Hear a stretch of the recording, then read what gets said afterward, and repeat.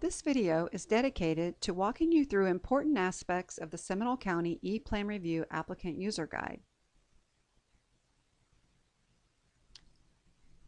To get started, it's important to note that the application submittal process for the Building Division is different than the process for the Planning and Development Division.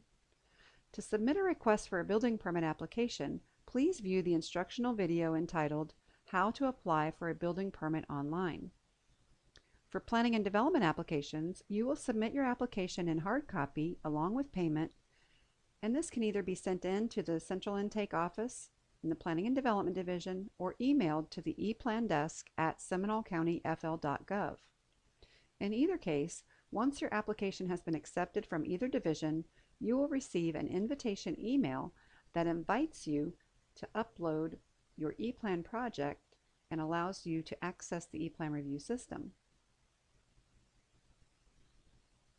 If it's your first time accessing the ePlan review system, you will receive a temporary password in that first invitation email along with your login. The login is the email address provided on your application. The next part of the user guide that we want to draw attention to is regarding the drawings. All drawings must be uploaded as individual PDF or DWF file types. These need to be saved separately as separate files. They cannot be uploaded as a multi-page file set. We also, on this page, share with you what the naming convention of your files for your drawings should be. We want you to start with a sequence number, the sheet number that you have assigned, and then whatever the sheet title is that you have assigned. So in this example on number 2, 002, C1 site plan. So you have your sequence number, you have your sheet number, and then you have your sheet name. This allows a much more efficient review by our staff because they can see exactly what the drawing is and whether or not they need to be reviewing it for their particular review discipline. For documents that need to be uploaded into the Documents folder, these can contain multiple pages per document. These would be examples such as truss engineering, energy calculations, product approval forms, and so on. It is also important to note that various document types for different functions shall be uploaded as separate files. You wouldn't want to combine your truss engineering and your energy calculations together in one file. These can be uploaded as separate files, but multi-page files. Seminole County prefers that all documents are saved out as PDF files. In 2015, Seminole County migrated to the use of digital signatures for all design professional stamps and signatures. This makes a more effective and efficient review process. There is one catch, and that is that we want the digital signature to be verified through a third-party commercial service. This is called a third-party certificate authority. Seminole County has accepted a great many of these commercial providers. We do check these as they come in. If you're submitting work to Seminole County that has work that has been created by various design professionals such as professional engineers, architects, or surveyors, it may take them 1 to 2 weeks to have their identity verified through the commercial service that they contract with for their digital signature. So you would want to make sure that you give them enough lead time and notification that we do require digital signatures on all work submitted to Seminole County. As the reviewers go through these and they check for the digital signatures, if there are any missing or they're not shown to be handled correctly through a third-party provider, they will be sent back for corrections. In the ePlan review system, you will see that once you access your project or permit, there is a folder structure on the left-hand side in the project dashboard. That folder structure allows us to get access to all the things that we need, and it allows you a simple method for distributing the various types of documents that you need to submit to Seminole County for your review. For example, we only want applications to go into the application documents folder. The drawings folder will contain all of those separately saved files for all drawings. The documents folder will contain all of the technical documents related to the drawings. It's important to note that Planning and Development and the Building Division have file sheet size requirements. For development projects, all drawing files must be 24 inches by 36 inches, except for plats, which are drawn to 20 inches by 24 inches. For building permits, drawing files must be drawn and formatted for a minimum landscape file size of 24 by 36 or landscape 11 by 17 for smaller scale jobs such as pool enclosures, pools, termite repairs, etc. It's always very helpful if these are saved out in landscape. However, that's not necessarily going to be a reason that we would reject your initial submittal. One of the things that we want to point out as we go into this method of using electronic plan review is that the use of hyperlinks on your drawings is very helpful to call out great details or to move the staff member to a particular area of your drawing much quicker. In addition, the use of bookmarks and multi-page documents is highly encouraged and also speeds up the review. The Seminole County E-Plan review system has a communication tool included in it that helps all parties stay accountable for communication that has occurred regarding a permit or a project. In the system, you can access the email button, request to add a topic, and notify us of what it is that you want to do. For example, if you want to begin pre-screen review for a brand new submittal, you would select that from the category. You enter a brief subject and a description such as upload complete, and then click Save and Prepare Email.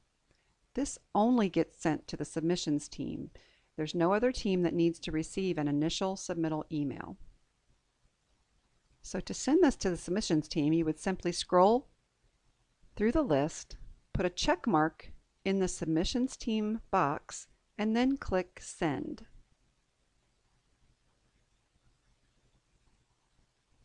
It's important to note that there is a security timeout related to use of the ePlan review system. If you sign in and you've been in the system longer than 90 minutes, the system will time out.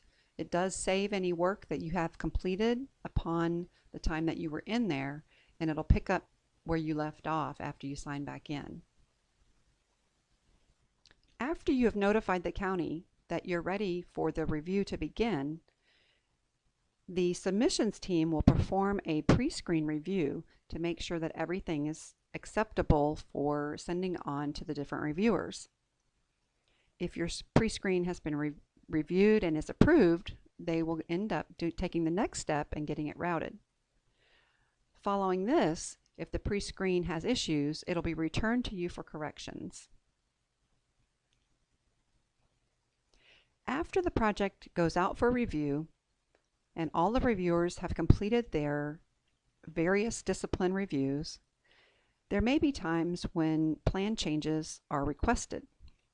If this occurs, a task will come to you, and you'll see this in your login of the ePlan Review dashboard at the bottom of the screen.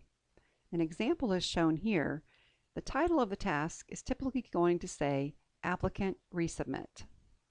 This screen shows you an example of what the eForm looks like in the Applicant User Guide. There are various sections that you can pay attention to that will give you information. There's a Checklist Items tab. If you click on that tab, all checklist items will show up in the bottom, and then there'll be a scroll bar to the right if the number of checklist items exceeds what's available in the viewing window. The markups that may or may not be put on your drawings, if they are on the drawings, they will show up in the middle section of the task eForm. The bottom section will show you what the status is for the various reviewers on that particular permit or project. There are multiple ways to open markups if they are contained in the project by a reviewer. You can either access the system folder, and if you see an icon on there that shows an exclamation point next to a blue dot with a red pen, that indicates that there is a markup there. This is a bigger image of what that looks like. To see that markup, you simply click that icon and a window will open and you can check to view that change mark. If you find that you have corrections that you do need to re-upload to the Seminole County Eplan project, you would want to do those before signing off on the task e-form. When you're ready and you have performed your upload appropriately, at the bottom of the task e-form you'll need to check 3 boxes before the complete button will release and allow you to complete that task. If you don't select all 3 check boxes, you will not be able to sign off on that task. Signing off on the task by the applicant sends the workflow back to Seminole County and notifies them that a resubmittal has been processed. When the approval process occurs, for building permits, you'll receive a task in which you have to note what your payment selection is. That task e-form will open. You will indicate on there whether you're going to pay by cash or check, escrow, or credit card, and then sign off on that task. Once your building permit approval has occurred properly, you will get a notice through the email system letting you know that you can download your approved plans. In a similar manner, planning and development projects will also send you a notification email that the project has been reviewed and projects are ready for download. However, on projects that are for final engineering, you must schedule a pre-construction meeting prior to being given access to the approved drawings. Sometimes things can happen in the field and plan revisions can have to occur after construction has begun and after permits were issued. In that case, you can send an email to the submissions team letting them know that you have a construction revision to process, or you may want to call it a revision after issuance. For these types of revisions, Seminole County has an additional prefix that they want you to use so that we can identify the appropriate construction revisions as compared to the original submittals. In this example, in the applicant user guide on page 32, item number 8, we're showing you that we want a construction revision for the first time to be named CR1 for the first construction revision, and then you would use that same file name that you used on the original file when it came in. You would put this prefix of CR1 on all the pages that needed to be revised for the construction revision. So in this example, it would be CR1 001 cover sheet, CR1 002 notes and index, etc. for all the pages that needed to be revised. When your submittal has been accepted for your construction revision, payment will need to be made, and then the approval process will take the same form through the workflow process of the ePlan review system as it did in the original process. This concludes this video presentation.